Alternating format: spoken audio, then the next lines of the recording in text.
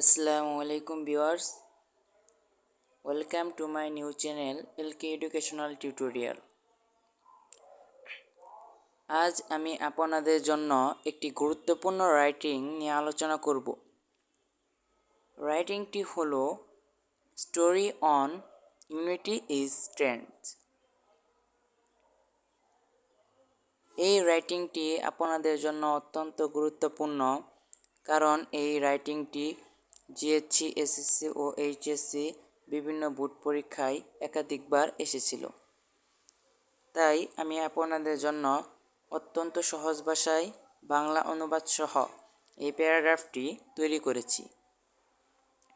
লেসনটি start করার আগে সবার কাছে একটি রিকোয়েস্ট, যারা আমার এই চ্যানেলটি সাবস্ক্রাইব করেননি তারা দয়া করে এই চ্যানেলটি সাবস্ক্রাইব করবেন, এবং যারা ইতিমধ্যে আমার এই চ্যানেলটি সাবস্ক্রাইব করেছেন তাদেরকে অসংখ্য ধন্যবাদ।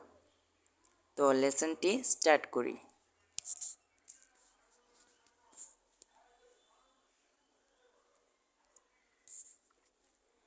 Unity is strength. একতাই বল।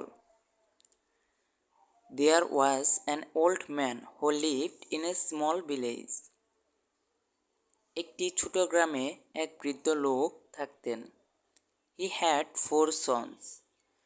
He had earned enough in his life to spend the rest of his days happily with his 4 sons. তার 4টি সন্তান ছিল।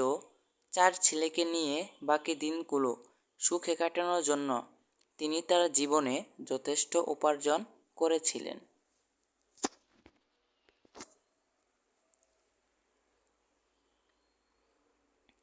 They used to quarrel with each other.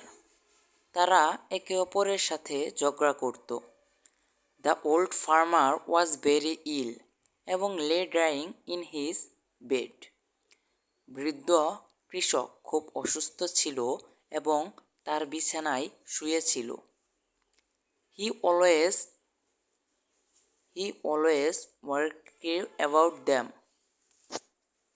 and wanted to teach them a lesson.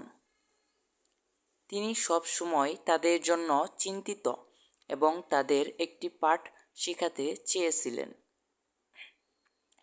One day he called his sons to come to him and bring some sticks.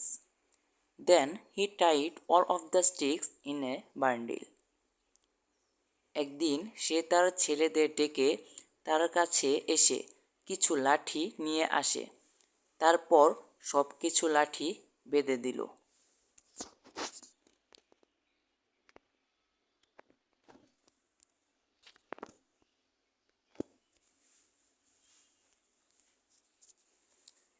After that, he said to his first son, "Can you break these sticks?"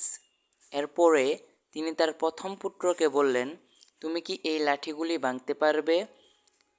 The first son tried to break the bundle, but he could not break the bundle. প্রথম ছেলে bundle ভাঙার চেষ্টা করে, কিন্তু bundle ভাঙতে পারেননি তিনি। Then it was the turn of the second son. He thought that he would be able to break the bundle easily. তারপর দ্বিতীয় ছেলের পালা। তিনি ভেবেছিলেন যে তিনি সহজেই বান্ডিলটি ভেঙে ফেলতে সক্ষম হবেন।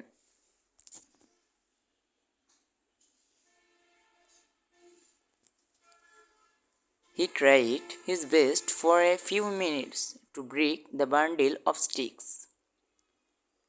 কয়েক মিনিট লাঠির বান্ডিল ভাঙার জন্য সে তার সাধ্যমতো চেষ্টা করল।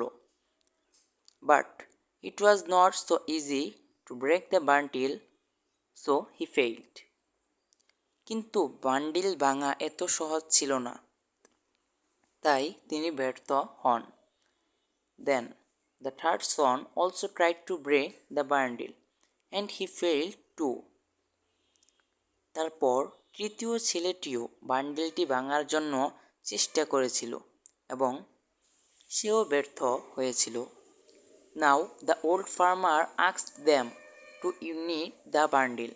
এখন বৃদ্ধ কৃষক তাদের বান্ডিল এক করতে বললেন।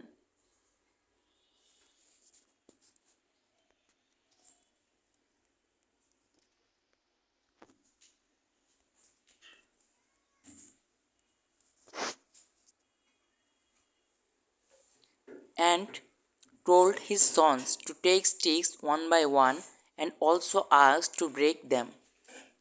এবং তার ছেলেদের একের পর এক লাঠি নিতে বললেন এবং সেগুলো ভাঙতেও বললেন। Each of the sons took one stick and they broke them easily. প্রত্যেক পুত্রের একটি করে লাঠি নিয়ে তারা সহজেই ভেঙে ফেলল। The old farmer then smiled at his sons and said to them, My sons, do you understand what I want to say? বৃদ্ধ কৃষক তখন তার ছেলেদের দিকে তাকিয়ে মুচকি হেসে বললেন, আমার ছেলেরা, আমি কি বলতে চাই তোমরা কি বুঝতে পেরেছ?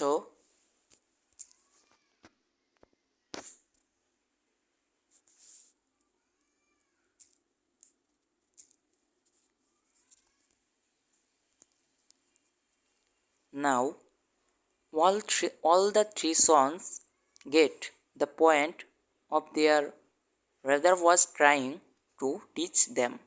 এখন তিন ছেলেরই বিন্দু বিন্দু পেয়ে বাবা তাদের পড়াতে চাইছিলেন। From that day, they promised their father that they would never quarrel. সেদিন থেকে তারা তাদের বাবাকে কথা দিয়েছিল যে তারা আর কোনোদিন ঝগড়া করবে না।